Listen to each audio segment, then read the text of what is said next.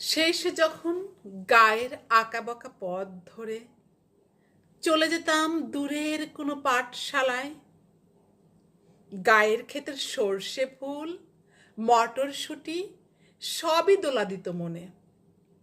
আদিগন্ত মাঠের মাঝে মাঝে সাদা বক, বাঁশঝাড়ের শালিকের কিচির মিচির ডাক, আর ফুলে ফুলে রঙিন প্রজাপতি, ভ্রমরের মধুগুঞ্জন সবই তখন ছিনিয়ে নিয়ে যেত কিশোর সে মনকে।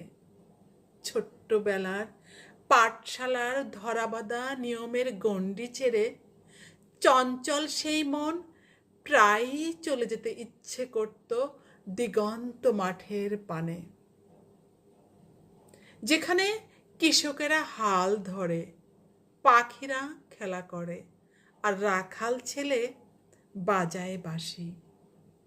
মনে হতো ওরা কত স্বাধীন, মুক্ত বিহঙ্গের মতো ডানা মেলে উড়ে চলে ওদের মন।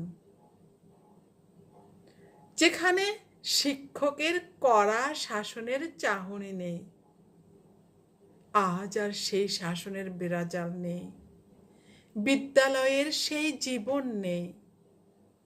চঞ্চল সেই মন শান্ত সুবোধ বালকের মতো পড়ে আছে।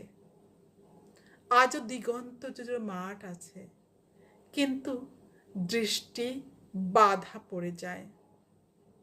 আকাশের চাঁদ আছে, কিন্তু দেখবার অবকাশ থাকে না।